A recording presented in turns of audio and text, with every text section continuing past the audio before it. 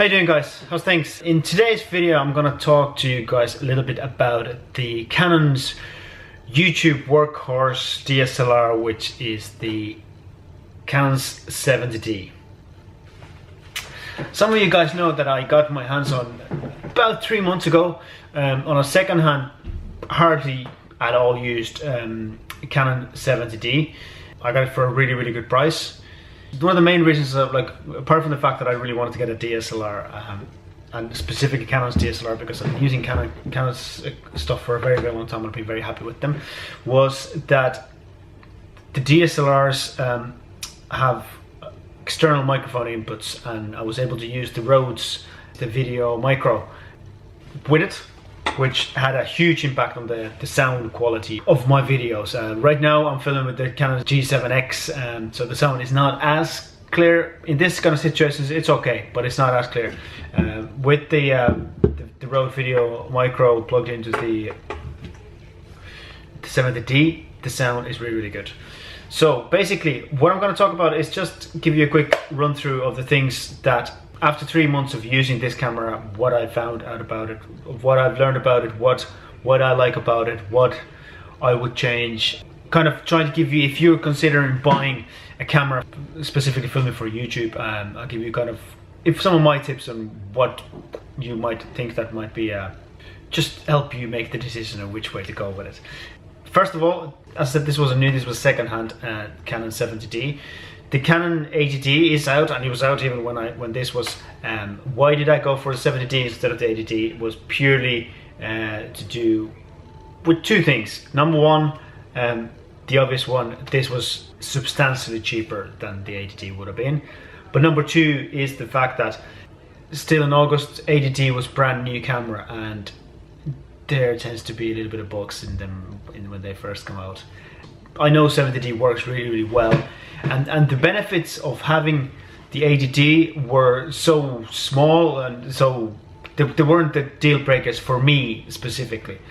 What makes 70D such a successful camera is, for starters, it has the flip screen, which helps a lot, but even more so what it has is it has a wonderful autofocus, tracking autofocus, which can track you, which becomes really handy, especially when you're a YouTuber and filming a lot on the go. I know that those of you more on professional filmmaking side who want to use DSLRs would say that you'd never use autofocus when you film, but that only applies when I'm doing something like this, when I'm very specifically filming. I would definitely use the autofocus when I'm on the run or filming something fast. For YouTube purposes, it is absolutely brilliant, and the Canon's autofocus is absolutely savage. The other thing is that straight away when you go from going into these things, apart from the fact that you can put the external microphone into it, it also, the manual mode gives you a lot, and I mean a lot of control over your filming. You can adjust so many things, and it also has they have their own color profiles that you can set up yourself, so if it's not exactly the way you want it to be, you can adjust it a little bit yourself and save it, and then you, on the manual mode, you just click on that and you're ready to go. And it helps you to get more consistent footage over a long period of time. It helps you to give your own voice as a vlogger or filmmaker, how your videos look as well. Also, what I did find out was that I've been taking a lot more photographs since I got this one. I've been I made a conscious decision to try to get to know the camera as well as possible, so I'm out several days a week, and I shoot a lot. When I go out, there's a minimum of 100 photos being taken when I walk around the town and taking photos with it. It is a great camera for kind of stepping away from the auto settings into the manual modes. It really does a great job. It's a great teacher of getting to know the camera. It also is very handy. Everything is very accessible. Like you can adjust the aperture at the back here, shutter speed here, and ISO is just at the top of here as well. So all the three things that you have to kind of control fast when you work with your lighting, they're really accessible. I also have I put the dead cats on the built-in microphones on the as here, just in case in the moments when I'm happy to be outside, and if I don't have this plugged in and I just need to whip up it and film something quickly. The video quality out of this is amazing, and I only got the most basic kit lens, which is the 18 to 55 millimeter lens.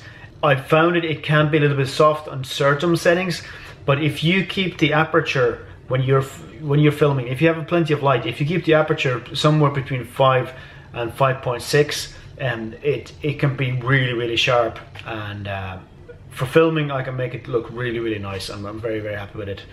Having said that, my only kind of bigger complaints about this camera setup is not to do with the camera body itself. The camera body is great. I can't really find many faults that I could that would have come across so far that go like that really annoys me. As I said, it's the quality of the lens that more bothers me, which is why I will be upgrading the lens some stage without a shadow of doubt. But that's the beauty of DSLRs as well, that you can do that. You're not tied to the whatever lens it comes with. You can upgrade. I'll be definitely looking for a more wider angle lens, because a lot of my photography is on the streets of cities where it can be very cramped and you kind of have to get a wider views of shots, and I love doing that kind of photography. Also, a lot of my filming is in the places that are tight spots, and I like to get more into the frame than this lens allows me. The camera itself feels really good in your hand. It's not big, but it's not small either. Like it's really nice compromise size. If you're not used to vlogging with the DSLR, it is a little bit heftier and it is a little bit bigger, and it does feel a bit kind of clunkier to hold in your hand and film yourself. The other thing that I do find a little bit frustrating is that the Canon G7X, and I got the G7X, the first version of it, not the Mark II, it has brilliant image stabilization. The image stabilization on this lens is not as good as it is on the other one. So that's why I do find myself going on when I'm gonna go, I find myself still using a lot of the G7X. Kind of, as I said before, kind of for really quick shots, I pick up the camera and film. You know, in the moments that I don't have time to kind of compose the shot and, you know, it's kind of quick stuff. The G7X delivers really nicely. As I said, the sound is not optimal, whereas with this, the sound with the Rode microphone, the sound becomes absolutely amazing. I'm really happy with the quality of it. Yeah, those are the two things that kind of bug me a little bit, are the lens quality, and this lens is the aperture only goes down to 3.5 on the widest setting, and it's not really. I do need a little bit more low light capabilities in the lens itself, which I think the 70D is well able to deal with better quality low light lens, and it will deliver nice results. As I said, I definitely want to get a wide angle lens for it. I have been thinking about getting one prime lens for the low light situations specifically. The most logical thing is the 50mm Canon lens, which is a 1.8 aperture, which is great on a low light, but it's not great for vlogging. It's too close. I would need a wider angle lens, and the options then are a little bit more limited when you go wider end of it. Like there's two different 24 lenses, which I probably will look at.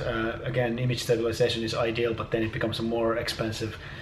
Considering how many crop sensor lens cameras there are around, how much people use these cameras, it bugs me that Canon hasn't made proper kind of wide angle prime lens for these cameras. Like I'm talking about maybe 18 or even lower. No, I've been told that it's a little more complicated, or the technology becomes it's not as easy to make as cheap version of that kind of lens than it is with lower aperture than it is, for example, the 50mm lens, which I fully understand. But I must say, I highly recommend this camera, the Canon 70D, if you are a YouTuber and if you want to go more professional quality camera. The thing is that these guys are, at the moment, because this 80D is out, these guys, there's much better deals on them.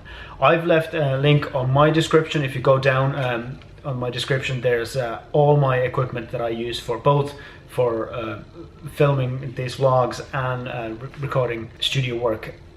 All the links are there. They're affiliate links, but you know, they cost you nothing more. I make a tiny bit out of them, so really appreciate it if you do purchase through there.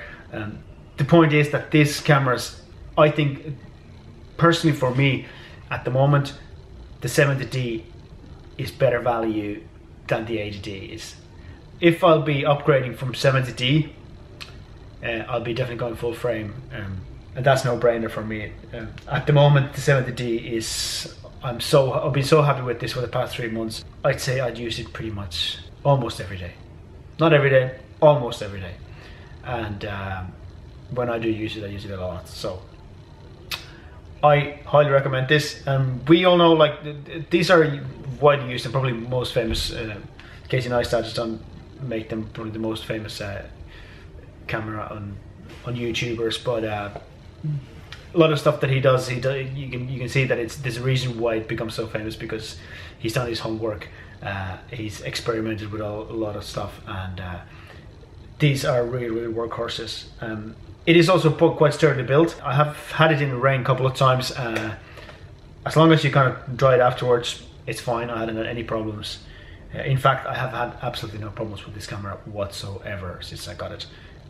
I highly recommend it, 70D. It's an amazing camera.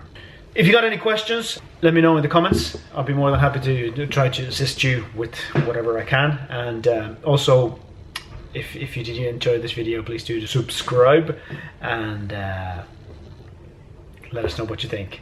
Canon 70D, thumbs up. Talk to you guys soon.